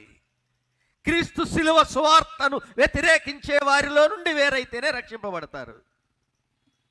చాలా క్రైస్తవ సంఘాల్లో 10-20 తరాల నుంచి క్రైస్తవ చర్చీలు మతంగా నడుస్తున్నాయి, కానీ రక్షణ లేదు. రక్షణ సువార్త చెప్పరు, మారు మనసు చెప్పరు. అన్ని ఆచారాలు ఉంటాయి. ఆదివారం వెళ్ళాలి, కూర్చోవాలి, నిలబడాలి, చందా వేయాలి, నెలకు ఒకసారి ప్రభు సంస్కారం తీసుకోవాలి, కొంచెం యుక్త వయసు పెళ్ళి వయసు వచ్చేసరికి బాప్తీసం ఇవ్వాలి. అన్నీ ఆచారప్రదం అయిపోయాయి, కానీ మారు మనసు రక్షణను గూర్చిన అనుభవ సువార్త లేదు. క్రైస్తవ చర్చీలే, అన్ని సంఘాలే. ఇప్పుడు ఏం చేయాలి? వేరవ్వాలి. మూర్ఖులకు ఈ తరము వారికి వేరే రక్షణ పొందండి. మతములో, క్రైస్తవ మతములో ఉండి రక్షణ తృణీకరించే వారిలో నీవు రక్షించబడాలి. అది ప్రభు చెప్పేది. ఉండు, నీ సంఘములో ఉండు, కానీ నీ కొరకు సిలువ వేయబడిన క్రీస్తును అంగీకరించాలి. పాపక్షమాపణ, బాప్తిస్మం, ప్రభు బల్లలో పవిత్రమైనటువంటి పాలు పంపులు, ఆయన వచ్చే వరకు ఆయన మరణమును ప్రచురించే ఏకైక కార్యక్రమము ప్రభు సంస్కారం. కానీ ఈ రోజులు అది కూడా ఆచారం అయిపోయింది. రక్షణ లేని యూదులకు చెప్పాడు, మీరు రక్షణ నిమిత్తము మీరు వేరవ్వాలి అన్నాడు. కొరింథీ 2వ పత్రిక 6వ అధ్యాయం 18వ వచనం. కొరింథీ 2వ పత్రిక 6వ అధ్యాయం 18వ వచనం. ఇక్కడ సంఘానికి చెప్పాడు, వేరై రక్షించబడి ప్రభు శరీరముగా ఉన్న మనకు మరో మాట ప్రత్యేకంగా చెప్పబడింది, మీరు జీవము గల దేవుని ఆలయమై ఉన్నారు అని ప్రారంభించాడు. అందుకు దేవుడు ఇలాగూ సెలవిచ్చుచున్నాడు, నేను వారిలో నివసించి సంచరింతును, నేను వారి దేవుడనై ఉందును, వారు నా ప్రజలై ఉందురు, కావున మీరు వారి మధ్య నుండి బయలు వెడలి ప్రత్యేకముగా ఉండుడి. 14వ వచనం, అవిశ్వాసులతో జోడుగా ఉండకుడి. విజ్జోడు అనే పదం సరైన తర్జుమా కాదు. దాని తర్వాత వచ్చినటువంటి వర్షన్స్లో జోడు అని ఉంటుంది, కొత్తగా వచ్చిన ప్రింట్లో చూడండి. విజ్జోడు అంటే వేరుగా ఉండటం, జోడు అంటే కలిసి ఉండడం. అవిశ్వాసులతో జోడుగా ఉండకుడి. నీతికి దుర్నీతితో సాంగత్యం లేదు, వెలుగుకు చీకటితో పొత్తు లేదు, క్రీస్తుకు సాతానుతో సంబంధం లేదు, అవిశ్వాసితో విశ్వాసికి పాలు లేదు, దేవుని ఆలయమునకు విగ్రహములకు పొందిక లేదు. మీరైతే జీవము గల దేవుని ఆలయము గనుక మీరు అట్టి వారిలో నుండి వేరై ప్రత్యేకముగా ఉండుడి, అపవిత్రమైన దానిని ముట్టకుడి. క్రీస్తు రక్తములో కడగబడి క్రీస్తు సంఘముగా కూడి ఆరాధించేవారు అపవిత్రమైన మనుష్యుల ఆచారములలో పాలిబాబస్తులు కాకూడదు.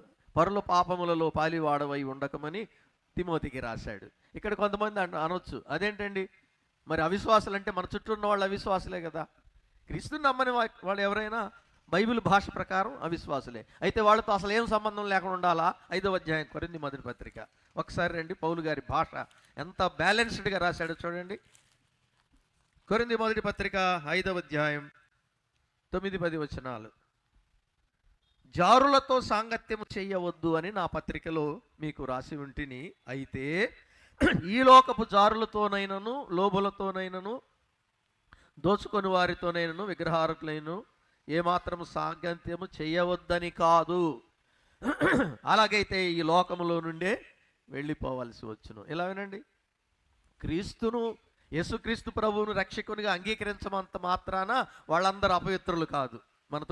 మనం చుట్టూ ఉన్న సమాజం ఏమండి, అదే పౌలు గారు పేతురు చెప్పింది, ఏ మనుష్యుడు నిషేధింపదగిన వాడు, అదే భావంతో మళ్ళీ ఈయన రాశాడు, వారి క్రియలలో పాలివారు అవ్వకండి కానీ వారితో స్నేహంగా ఉండండి. మనం మార్కెట్కి వెళ్తాం, కూరగాయలు అమ్మే వ్యక్తితో సమాధానంగా ఉండాలి, మనకు కిరాణా సరుకులు ఇచ్చే వ్యక్తితో స్నేహంగానే స్నేహపూర్వకంగా ఉండాలి, మన ఆఫీసులో ఉండే కొలీగ్స్తో స్నేహంగా ఉండాలి, ప్రతి మనిషితో సమాజం కదా. ఇక్కడ రాసిందేంటి, సంఘములో ఎవడైనా జారుడుగా ఉంటే, జారత్వము పాపము రకరకాలు రాశాడు ఆయన. అంతేగాని క్రీస్తుకు వెలుపల సంఘమునకు వెలుపల ఉన్న వాళ్ళతో ద్వేషభావంతో ఉండొద్దు, అందరితో ప్రేమగా ఉండండి, ఎదుటి మనిషిని ప్రేమించాలి. లవ్ దై నైబర్ యాజ్ దై సెల్ఫ్. పాత నిబంధనే కాదు, కొత్త నిబంధన సూత్రం కూడా అదే కదండి. బైబిల్ చెప్పే అద్భుతమైన దేవుని యొక్క నియమం ఏంటంటే, నిన్ను నీవు ఎలా ప్రేమించుకుంటావో నీ తోటి వ్యక్తిని కూడా అలాగే ప్రేమించు, irrespective of cost, creed, language, region, anything. నీవు మనిషివి, నీ తోటివాడు మనిషే. నిన్ను నువ్వు ఎలా ప్రేమించుకుంటావు అలాగే ప్రేమించు, నిన్ను నువ్వు ఎలా గౌరవించుకుంటావు అలాగే గౌరవించుకో.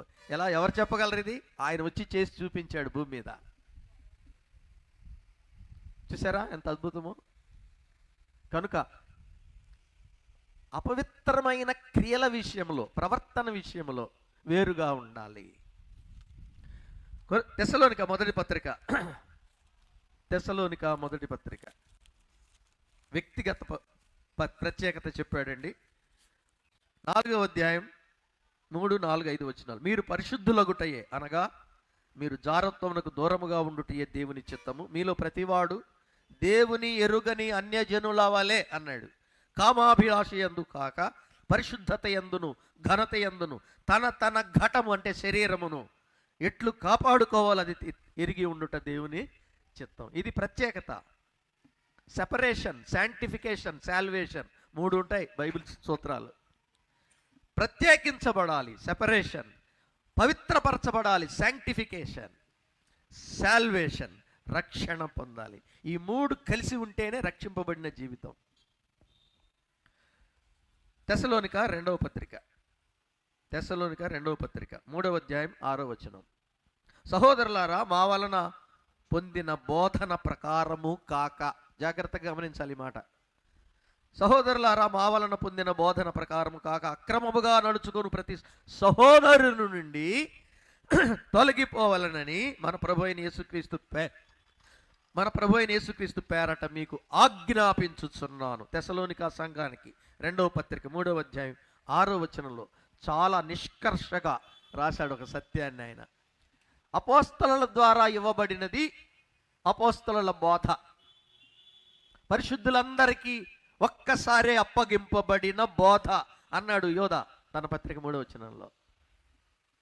అపోస్తలుల కార్యం 2:42లో చెప్పాడు, మొట్టమొదట క్రీస్తు సువార్తను అంగీకరించి రక్షించబడిన వాళ్ళందరూ అపోస్తలుల ద్వారా క్రీస్తు నేర్పించిన బోధను అనుసరించాలని. అప్పటికి ఇంకా రాతలోకి రాలేదు.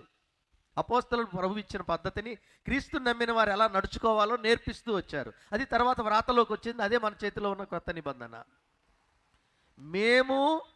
మీరు మా వలన పొందిన బోధన ప్రకారం కాక అక్రమముగా నడుచుకుని ప్రతి సహోదరుని యొద్ద నుండి తొలగిపోవాలి. ఇది క్రీస్తు పేరట ఆజ్ఞ. జాగ్రత్తగా వినాలి. బోధ విషయంలో కూడా ప్రత్యేకించబడాలి. నానా విధమైన బోధలు వచ్చేసినాయి అప్పుడే, ఇప్పుడు మరీ ఎక్కువైపోయాయి. మచ్చుకు 1-2 చెప్తే, దైవజనులు డాక్టర్ ఎంసి న్యూటన్ బాబు గారు అద్భుతమైన దుర్బోధలు అనే పుస్తకం రాశారు. క్రైస్తవులందరూ తీసుకొని చదవండి. అన్ని శాఖల వారు చదవచ్చు. సత్యబోధ ఏదో, దుర్బోధ ఏదో తెలుసుకోవాలి బైబిల్ గ్రంథంలో. నిన్ను గుర్చి, నీ బోధన గుర్చి జాగ్రత్తగా ఉండము. సత్యవాక్యమును సరిగా విభజించాలి, సరిగా బోధించాలి. Rightly dividing the word of God. అంతా మంచిదేనండి, అన్ని చర్చిలే కదా, అన్ని సమాజాలు ఒకటే కదా, అన్ని డినామినేషన్లు ఒకటే కదా అని అంటే ఒకటే, మంచిదే, ప్రేమించాలి, గౌరవించాలి. కానీ బోధ విషయంలో వాక్య ప్రమాణానికి సరి చేసుకొని చూసుకోవాలి. అసలు పౌలు బర్నబాలు చెప్పిన బోధనే ఆనాటి విశ్వాసులు మళ్ళీ గ్రేడింగ్ చేశారు. బెరయా క్రిస్టియన్స్ కదండి. పౌలు శీలలు చెప్పిన సంగతులు అలా ఉన్నవా లేవా అని మళ్ళీ వాళ్ళ బైబిళ్ళు వాళ్ళు వెతుక్కున్నారు, పాత నిబంధన లేఖనాలు. ఇది క్రైస్తవ్యం, సత్యాన్వేషణ. యెహోవాయే దేవుడు, యేసుక్రీస్తు దేవుడు కాదనేవాడిని ఎలా అంగీకరిస్తావు? నన్ను చూచిన వాడు తండ్రిని చూచి ఉన్నాడు, తండ్రి యందు నేనును నా యందు తండ్రియు ఏకమై ఉన్నాము. ఎక్కడ యేసు ప్రభు నేను దేవుడిని అని చెప్పుకోలేదు కదా అని బయట వారు విమర్శిస్తుంటే, క్రైస్తవ్యంలో ఉన్నవాళ్ళు సైతం క్రీస్తు దైవత్వాన్ని తృణీకరించేవారు ఉన్నారు. యోహాను రాశాడు చూడండి, పత్రిక 2వ పత్రిక, యోహాను రాసిన 2వ పత్రిక 7వ వచనము నుండి, యేసు క్రీస్తు శరీరధారి అయి వచ్చినని ఒప్పుకొని వంచకులు అనేకులు లోకములో బయలుదేరి ఉన్నారు. అట్టివాడే వంచకుడు, క్రీస్తు విరోధి అయి ఉన్నాడు. 9వ వచనం, క్రీస్తు బోధ యందు నిలిచి ఉండక దానిని విడిచి ముందుకు సాగు ప్రతివాడు దేవునిని అంగీకరింపనివాడు. ఆ బోధ యందు నిలిచి ఉండువాడు తండ్రిని కుమారుని అంగీకరించువాడు. తండ్రి యందు నేనును నా యందు తండ్రియు ఏకమై ఉన్నాము. త్రిత్వములో ఉన్న గొప్పతనాన్ని లేక సత్యాన్ని వాక్యమును బట్టే గ్రహించగలం. 3 దేవుళ్ళు లేరు, ఒక్క దేవుడు 3 వ్యక్తిత్వాలు కలిగి ఉన్నాడు ఆయన. 1 పర్సన్ హ్యావింగ్ 3 పర్సనాలిటీస్. తండ్రి ఆయనే, కుమారుడు ఆయనే, ఆత్మ ఆయనే. కుమారుడుగా వచ్చాడు. ఒక మాటతో జవాబు చెప్పుకోవాలంటే, రోమపత్రిక 9:5లో ఏం రాశాడు పౌలు గారు? శరీరమును బట్టి క్రీస్తు ఇశ్రాయేలులో పుట్టాడు కానీ ఈయన సర్వాధికారి అయిన దేవుడై ఉన్నాడు, నిరంతరము స్తోత్రార్హుడు. లేదా? అందరి బైబిళ్లలో లేదా? యోహాను తన పత్రికలో మొదటి పత్రిక ఈయన నిజమైన దేవుడును నిత్య జీవమై ఉన్నాడని రాశాడు. ఎన్ని ఉన్నాయండి వచనాలు? యూదులే అన్నారు, నువ్వు మానవుడు అయి ఉండి దేవుడు అని చెప్పుకుంటున్నావు, అందుకే చంపుతావు అన్నారు. ఆయన దేవుడు అని చెప్పుకోలేదు, కానీ తండ్రి నా యందున్నాడు, నన్ను చూచిన వాడు తండ్రిని చూచి ఉన్నాడు, తండ్రి నాలో నివసిస్తూ తన క్రియలు చేస్తున్నాడు అన్నాడు. ఇన్సెపరబుల్ యూనిటీ, వేరు చేయలేని ఏకత్వం. మీ బోధలో తప్పు కదా ఇది? యెహోవాయే దేవుడు, యేసుక్రీస్తు మానవుడు, ఆయన కుమారుడు మాత్రమే కానీ దేవుడు కాదు. ఇలాంటి బోధ విషయమని చాలా ఉన్నాయి. చదవండి దయచేసి, దైవజనులు రాసిన డాక్టర్ ఎంసి న్యూటన్ బాబు గారు రాసిన పుస్తకం చదవండి. అన్నీ మనం అన్వేషణ చేయకపోవచ్చు, కానీ అలాగా దైవజనుల ద్వారా వచ్చిన ఆ సత్యాలు నేర్చుకోవాలి. ఇలాంటివి చాలా ఉన్నాయి. అందుకని పౌలు గారు కొరింథీ సంఘాన్ని తెస్సలోనిక సంఘానికి ఎందుకు రాశాడంటే, 2వ అధ్యాయంలో మా వద్ద వచ్చినదను పత్రిక చేతనైనను నోటి మాట చేతనైనను మీలో ఎవడైనా చెంచలుడైపోతాడేమో, క్రీస్తు వచ్చాడు సంఘం వెళ్ళిపోయిందని ఆ రోజుల్లో మొదలుపెట్టారు. మనమంతా విడవబడి ఉన్నామని భయపెట్టారు ప్రజల్ని. ఆయన యొద్ద మనం కూడుకోవాలి, మనం వెళ్ళిపోవాలి, క్రీస్తు విరోధి వస్తాడు, పాప పురుషుడు రావాలి, అప్పుడే మనం ఆయన రాకడ గుర్తించాలని రాస్తూ 3వ పత్రికలో 3వ అధ్యాయంలో, మేము పంపిన బోధ ప్రకారం కాక ఎవడైనా నడుచుకుంటే వాని యొద్ద నుండి మీరు తొలగిపోండి. బోధ విషయాల్లో మాత్రమే, వాక్య సత్య విషయంలో మాత్రమే ప్రత్యేకించబడాలి. రక్షణ విషయం, పరిశుద్ధత విషయం, బోధ విషయం ఇంకా చాలా ఉన్నాయి. ప్రియులారా, యేసుక్రీస్తు ప్రభు వచ్చింది మనలను ఏకము చేయుటకు. నేను చదివే సమయం లేదు కానీ మీ అందరికి జ్ఞాపకం చేయనా, యేసు ప్రభు వారు శిలువకు వెళ్లే ముందు ఓ సుదీర్ఘమైన ప్రార్థన చేశాడు తండ్రికి. తండ్రి, చేయుటకు నీవు నాకు అప్పగించిన పనిని భూమి మీద సంపూర్ణంగా నెరవేర్చి నిన్ను మహిమపరచాను అని చెప్తూ, నీవు నేను ఏకమయ్యున్నలాగున నీవు నాకు అనుగ్రహించిన వీరును ఈ లోకమందేమో ఏకమై ఉండునట్లు వారిని దీవించుము, భద్రపరచుము, వారు పరిపూర్ణులగునట్లు వారును ఏకమై ఉండవలనని వారి కొరకు ప్రార్థన చేయుచున్నాను. చూసారా, వెళ్ళిపోతున్నప్పుడు కూడా ఆయన యొక్క గుండెల్లో ఉన్న ఆశ, తండ్రిని వేడుకుంటున్నాడు.